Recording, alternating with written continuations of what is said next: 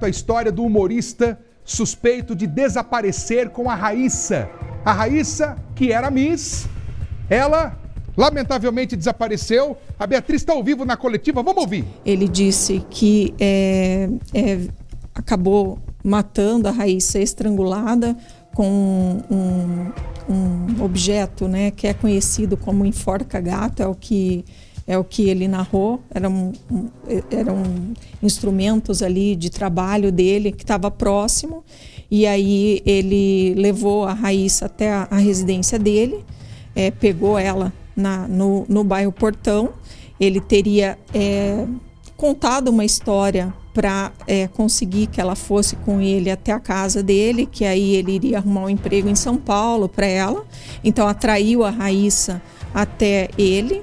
Aí levou ela para almoçar primeiro, dali levou para a casa dele, onde ele, na verdade, tinha intenção de se declarar, né, declarar o amor dele por ela, a intenção de estabelecer uma relação afetiva com ela. E aí, quando porque eles tinham já um relacionamento desde a infância, ele treinou a Raíssa em Kung Fu, num projeto social que ele tinha na Bahia. Então ele conhecia tanto a Raíssa desde pequena, quanto toda a família da Raíssa. E aí, quando ele veio para cá, ele acabou convidando a Raíssa também para uma oportunidade de emprego aqui em Curitiba.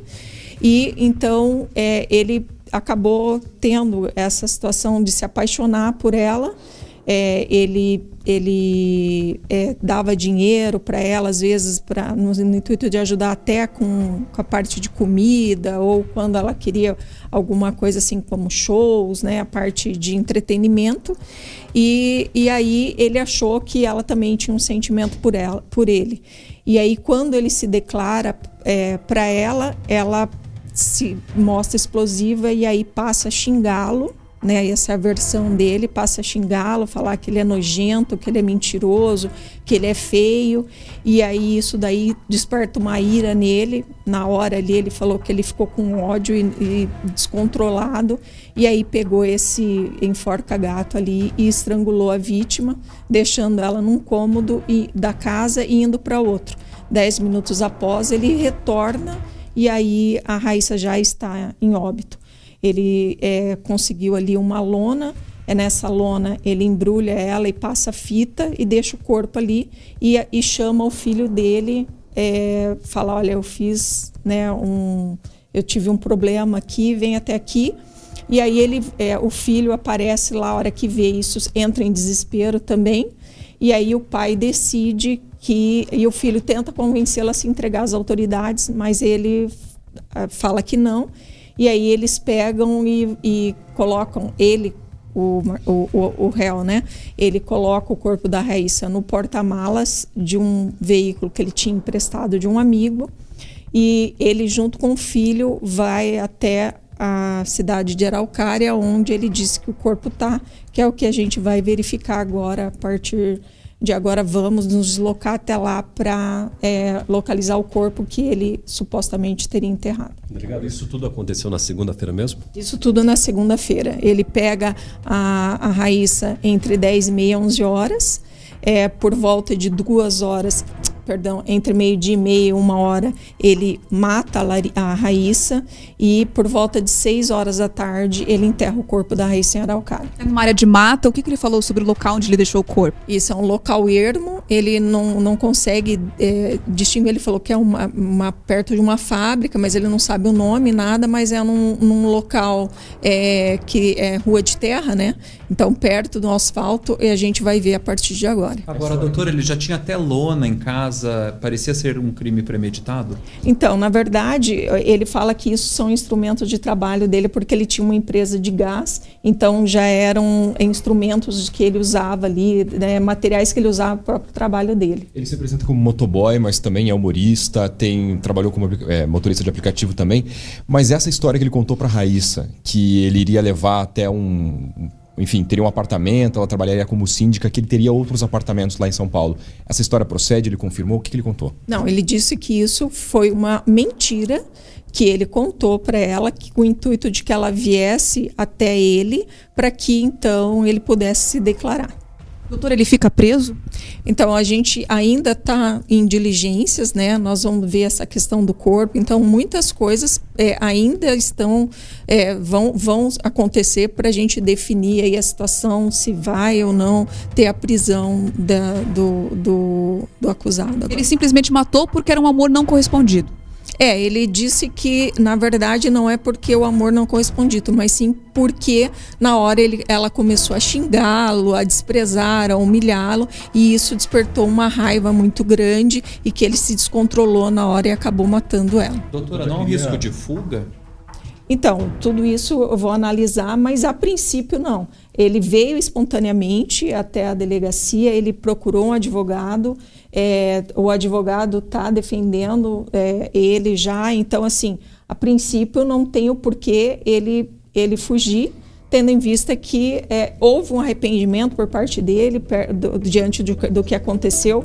A gente tem que, a princípio, acreditar no que ele está falando, ele está arrependido, ele quis, pelo menos, que a família tivesse uma situação de, entre aspas, né, tranquilidade, pelo menos no sentido de aparecer o corpo, de ter um enterro. Então, assim, a gente tende a crer que essa atitude dele é no sentido de pagar pelo que ele fez, né? Isso é importante, isso tem que ser verificado, isso tem que ser pesado. Então, a princípio, é o que eu falei, né? A gente não tem ainda como dizer se vai ter ou não prisão, porque muitas coisas podem acontecer. A gente tem que analisar, ver se isso tudo que ele está falando é verdade, né? Até a pouca participação do filho, no caso, o filho tentando convencê-lo a se entregar às autoridades. Então, tudo isso agora no decorrer do dia que a gente vai poder analisar para ver a questão de prisão, se prisão pede uma prisão temporária preventiva ou se vai ter um flagrante. Tudo isso é muito cedo. A gente precisa ainda confirmar esses argumentos que ele trouxe até a delegacia. Se confirmando esses argumentos pelos elementos até aqui, que tipo de tipificação de crime a gente está falando e qual seria a participação, de que forma responderia o filho também? Então, assim, nós temos, a princípio, se é um homicídio, tá? Esse homicídio é um homicídio qualificado, entretanto, pode ter situações de privilégio aí por causa desse rompante, mas, quer dizer, ele atrai a vítima, é estrangulamento, é uma situação, né, com requintes aí, né, de crueldade. Então, pode ter a situação do homicídio qualificado e também a ocultação de cadáver.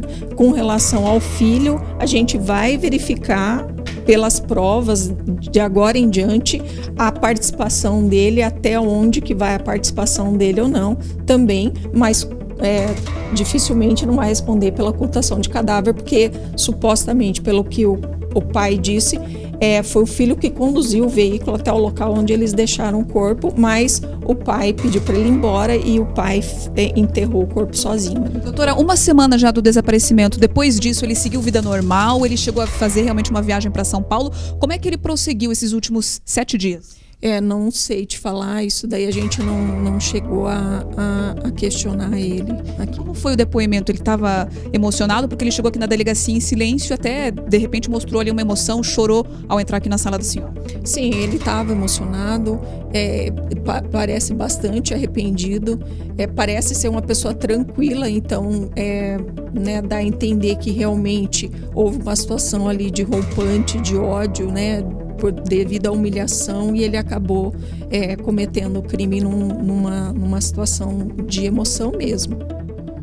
Doutor, ele se emociona aqui, mas antes ele teve contato com a família, a gente teve acesso ali às conversas, a gente tem a interpretação de que até ali ele se mostra bastante frio, inclusive ele ofereceu abrigo para a família da Raíssa: vocês podem vir aqui para Curitiba, minha casa é humilde, mas vocês serão bem recebidos. Como analisar esse comportamento, doutora?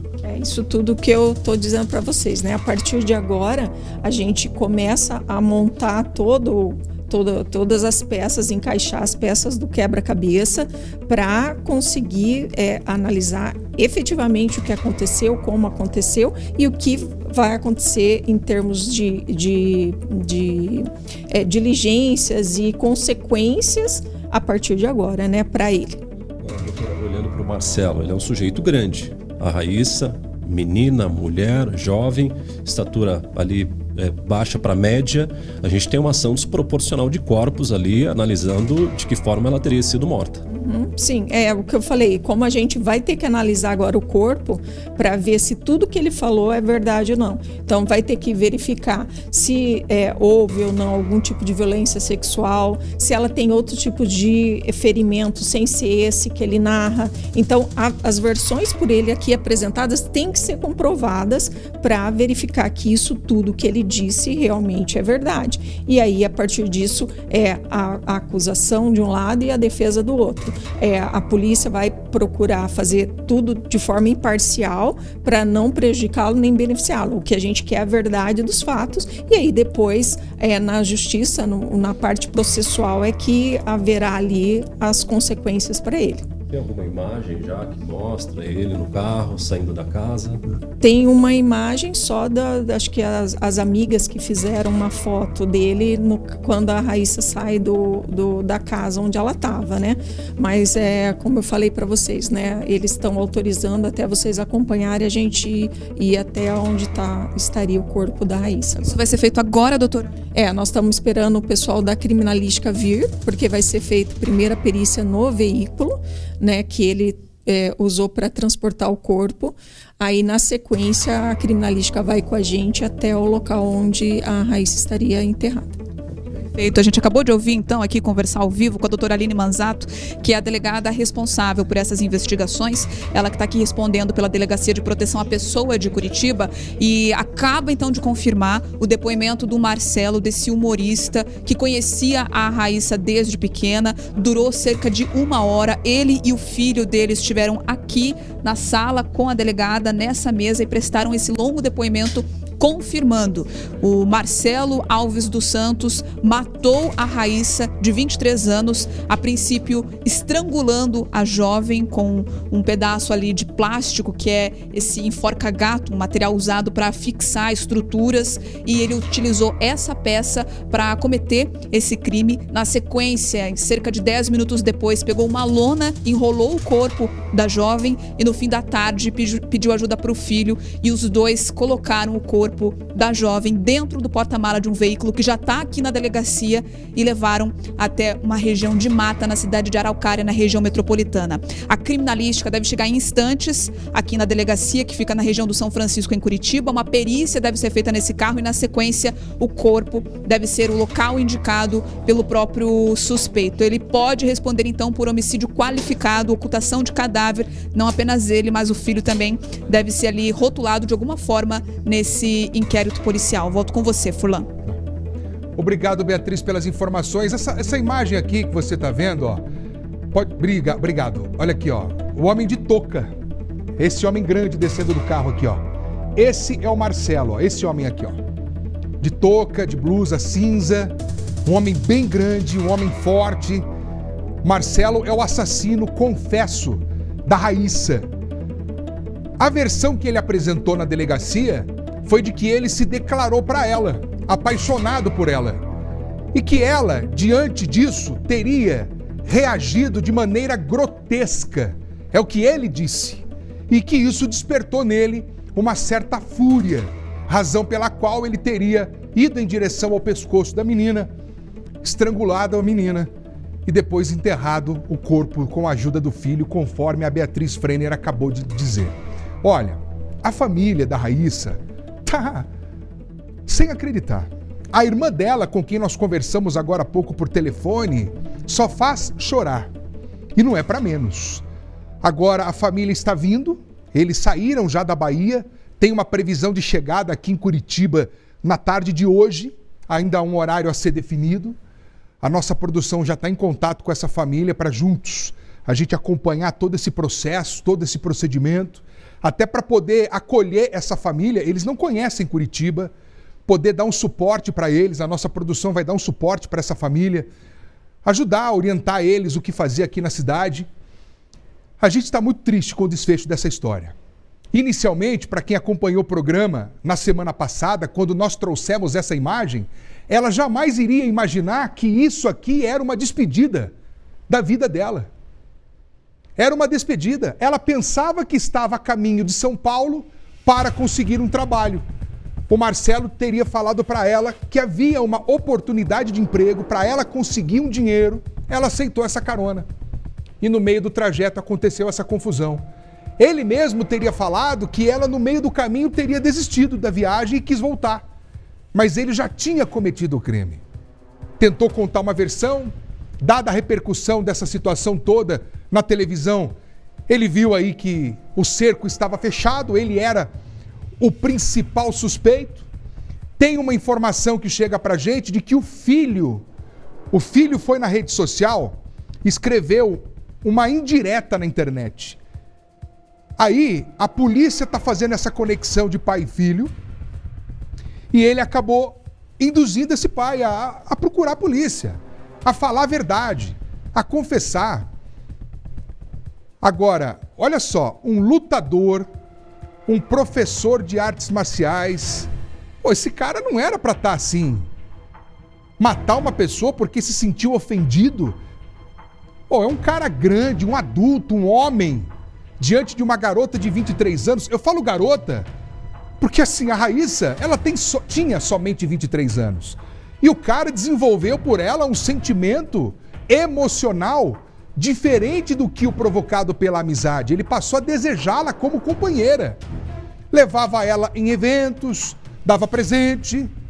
E a própria delegada confirmou que esse humorista, o Marcelo, conhecia a Raíssa desde criança, porque os dois viviam na mesma cidade, em Paulo Afonso, no estado da Bahia. A menina achou que aqui ela iria encontrar um apoio enquanto ela conseguisse fazer a vida dela para poder trabalhar em Curitiba. E ela passou a viver na casa do Marcelo, com o filho do Marcelo, até que ela saiu dessa casa e foi morar com uma amiga. E foi em frente à casa onde ela vivia que ela se despediu pela última vez das pessoas que conviviam com ela, que é aquela imagem dentro do carro do Marcelo, toda feliz, mandando beijo para as amigas, agradecendo por tudo. Foi o último sinal ainda viva, o último contato que ela teve com as amigas. Eu estou impressionado com essa história.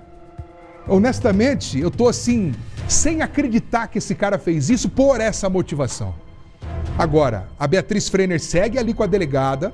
A nossa equipe está esperando a criminalística chegar na delegacia para fazer a perícia no veículo, o carro usado pelo Marcelo e pelo filho, para levar o corpo da Raíssa até Araucária. Feita essa perícia, com tudo coletado, uma comitiva segue então até o local onde o Marcelo disse ter enterrado a garota. Esse corpo então será recolhido, será enviado para o Instituto Médico Legal e aí a polícia, como disse a própria delegada, vai precisar fazer uma avaliação detalhada em cada elemento. Se ela sofreu ou não violência sexual, as reais causas que provocaram essa morte, se é realmente comprovado aquilo que o Marcelo falou, ou se foi uma outra maneira. Tudo isso pode complicar ainda mais a situação dele. Aí sim a delegada vai responder se a prisão vai ser temporária, se vai ser uma prisão preventiva, qual será o próximo passo. A delegada disse que ele voluntariamente se apresentou na delegacia, confessou o crime, estando ele disposto a pagar pelo que fez. E vem aqui, você sabe o que ele fez? Ele chorou na frente da delegada. A ficha dele caiu, falou, pô, eu matei a menina, fiquei nervoso. Aí começou a chorar, começou a ficar desesperado, mas disse, eu preciso pagar por aquilo que eu fiz. A gente está diante de uma história que pode atingir qualquer pessoa, você entendeu? Para pensar, um cara gigante desse aqui, um grandalhão desse, que conhecia a Raíssa desde criança, traz a menina para Curitiba com o consentimento dos pais, porque eles se conheciam. Quer dizer, o inimigo vivia ao lado dela o tempo todo. Estava preparado para agir a qualquer momento. Não seria isso? Tudo porque ele só queria Ele queria namorar com a menina e a menina não aceitou. Daqui a pouco a Beatriz vai voltar para trazer para a gente essas informações, porque é o seguinte, o filho, neste momento, volta a conversar com a delegada. O que mais esse garoto, esse rapaz vai dizer para a polícia? A Beatriz segue ao vivo lá. Aí depois sim a perícia no carro, conforme eu contei aqui. Então a previsão é que somente à tarde a polícia deve ir até o local onde está o corpo. Eu acho que deveria ser urgente. Mas, né, claro, a polícia tem o seu protocolo, a polícia sabe, quem decide são eles. Então, assim, é uma etapa. Vamos periciar o carro que está primeiro na delegacia. Deixa eu falar com a Beatriz. A Beatriz está ao vivo aqui ainda, direto da delegacia. Ela está com a doutora Aline Manzato. Oi, Beatriz Frenner. A gente se conecta ao vivo com a Beatriz e está com o advogado do Marcelo também. Exatamente, Matheus Furlan. A gente acabou de trazer os detalhes, então, com a delegada responsável pelo caso, a doutora Aline Manzato. Agora eu estou aqui com os advogados que respondem, então, que representam o Marcelo nesse caso. O doutor Caio Percival. Doutor, mais cedo você disse que ele traria a versão dele para a delegada. Essa versão veio em forma de confissão, né? Boa tarde. Nós estamos falando de uma tragédia que se abateu sobre duas famílias. Estamos falando de um crime passional e estamos falando, acima de tudo, da autodefesa. A autodefesa dele. Hoje ele quis vir, quis colaborar com as investigações, vai mostrar onde o corpo foi enterrado para dar um velório digno para essa família e trouxe uma motivação que aos nossos olhos pode levar, quiçá lá na frente, no tramitar do processo, a uma diminuição de pena. Não é uma absolvição, mas é uma diminuição de pena justa por tudo que ele vem trazendo aqui, tanto pela confissão quanto pelo esse domínio de violenta emoção que acabou se abatendo sobre ele depois de uma injusta provocação da Raíssa. Mas, doutor, a gente comparando aqui o tamanho dos dois, a estatura, ele inclusive é um professor de artes marciais, né? Tinha um projeto disso, tinha ensinado já ela, tinha participado ali diretamente com ela sobre isso. Matar, enforcar, esganar uma jovem de 23 anos por conta de xingamentos, qual que é ali, né, a balança disso? A bem da verdade, nós temos que o Código Penal, independente de estatura, independente de gênero, independente de cor, ele prevê uma possibilidade, sim, de após uma injusta provocação da vítima, haver um domínio de violenta emoção. É essa emoção exacerbada que leva a uma diminuição de pena. É claro que nada disso justifica a morte dessa menina, enfim, mas é o que o Código Penal prevê e nós estamos aqui para colaborar com as investigações. Ele veio hoje com desassombro, veio de peito aberto para contar tudo o que aconteceu, está muito emocionado, confessou tudo e mais um pouco e quer efetivamente aí responder dentro dos limites da legalidade. Doutor, como foram esses últimos dias, né? Porque foram 7 dias até ele se apresentar, até demonstrar esse arrependimento de fato. A vida seguiu normal? Olha, o que nós podemos dizer, já que fomos contratados nessa madrugada, fomos chamados às pressas, né, para poder socorrê-lo, é que nesses 7 dias, como a própria delegada disse, ela não vai pedir a prisão, foi o que ela disse para nós ainda há pouco, por conta de que ele não fugiu, esteve em casa a todo momento, esperando o momento de ser intimado. Quando a intimação da delegacia chegou até a casa dele, ele prontamente já nos procurou para vir aqui colaborar com as investigações. Doutor, que carro é esse que ele usou para mover o corpo? É um carro de um amigo? Ele colocou o corpo no porta-mala? Esse é importante que se diga, esse não é um crime premeditado, tá? Esse é um crime de inopino. É um crime que aconteceu de uma hora para outra no calor da emoção, crime passional. Esse carro ele pegou emprestado de um amigo porque tinha intenções ali com a Raíssa de poder se declarar para ela. Era uma situação que ele já vinha alimentando há muito tempo, tá? E em dado momento isso como um relâmpago acabou efetivamente ali sendo deflagrado no calor de uma conversa não muito amistosa no momento de declaração. É o mesmo carro que aparece naquela gravação que ele foi buscar ela no bairro Portão? Foi o que ele disse. É o mesmo carro, ele não está escondendo nada, está contando tudo e mais um pouco. E por isso nós viemos aqui e é bom que se diga. A delegada trouxe aqui para nós que não vai pedir a prisão dele. E não vai pedir a prisão dele porque ele está colaborando com a justiça. Vocês também estão representando o filho dele nesse caso? Ou ele pode responder por ocultação de cadáver?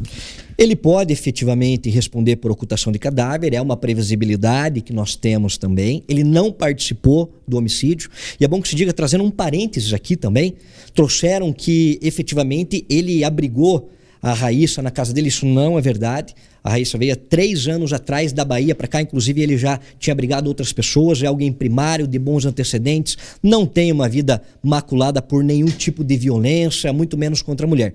É uma página solta na biografia que conta com um livro aí repleto de caridade e voluntariedade, tá? Doutor, muito obrigada pelas informações, obrigada pelos detalhes. A gente vê, então, esse posicionamento da defesa nesse momento, né, de colaborar com as investigações. Então, qual que é o cronograma a partir de agora? Depois do depoimento do Marcelo, o filho dele vai falar com a delegada. Isso deve durar aí pelo menos mais 1 hora, tendo em vista que o depoimento do Marcelo também foi mais estendido. Na sequência, o veículo, esse carro que a gente vê, a última imagem da Raíssa dando tchau para as amigas que estavam filmando, vai ser periciado. Esse carro que pertenceria a um amigo do Marcelo e foi também o veículo utilizado para transportar o corpo da jovem de 23 anos da região da cidade industrial de Curitiba, onde o Marcelo mora, até ali uma área menos movimentada da região metropolitana, em Araucária. A gente lembra aqui que a Raíssa foi atraída para sair com o Marcelo. Ele disse que levaria ela até São Paulo porque tinha uma possibilidade de trabalho para ela lá, que ela não precisaria pagar aluguel. E na sequência não existia essa viagem nem esse emprego, segundo as investigações. O que ocorreu é que ele levou ela para almoçar e tinha a intenção de se declarar. Fez isso, não foi correspondido, teria sido insultado pela jovem baiana de 23 anos e isso motivou esse ataque, essa agressão que levou à morte da jovem de 23 anos. Então, a perícia feita nesse veículo, na sequência, o próximo passo da polícia, o que deve desdobrar aí nas próximas horas, é ir até o local do corpo. Os advogados do humorista, do Marcelo Alves, ele também, acompanhado da polícia científica, dos peritos, vão até a Araucária. Ele deve apontar onde o corpo está, onde foi enterrado depois de ter sido enrolado em uma lona ainda na casa dele. Matheus Furlan. Olha, Beatriz, obrigado. Agora vem cá.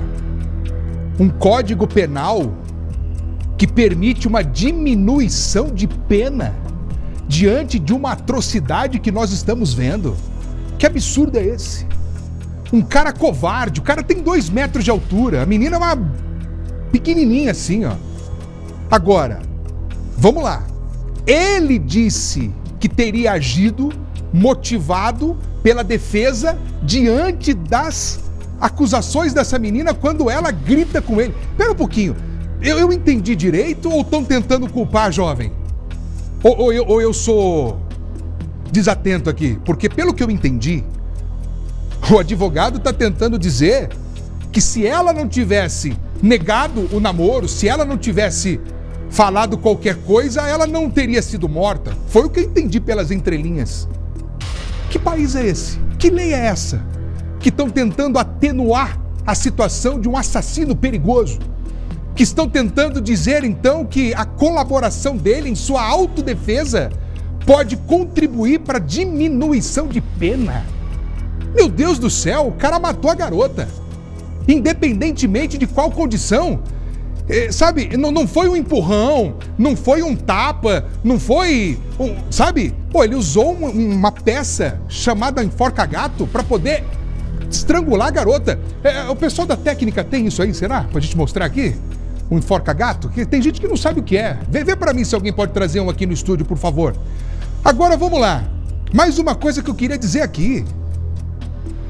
Se esse rapaz tentou abusar sexualmente da menina e ela deu um empurrão nele, tentou fugir dele, disse que ia contar pra todo mundo, e aí ele resolve matar a garota. Eu tô levantando uma suposição, porque a gente nunca vai ter a versão do que aconteceu. Nunca. Ela não tá aqui pra contar. Ninguém estava junto com ela. Agora, atenção aqui comigo no estúdio. Eu já conversei com muitos peritos e todos dizem a mesma coisa. O cadáver fala. É isso que é importante. A perícia no corpo da Raíssa vai dar todas as respostas. Se teve uma luta corporal, se ela tentou se defender de um suposto abuso sexual, se aconteceu ou não esse abuso, se ela tentou fugir e foi agarrada. São marcas que ficam no corpo, no cadáver. Então, esse laudo pericial, ele é extremamente essencial para responder todas as perguntas. Cadê? Ah, tá aqui, ó. Obrigado. Obrigado, produção. É isso aqui, ó.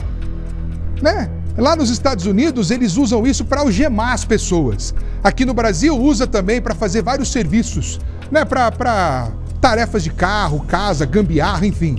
E o Marcelo usou isso aí para poder matar a Raíssa. Eu entendi isso que eu acabei de falar para vocês. Uma tentativa de aliviar as consequências para o assassino.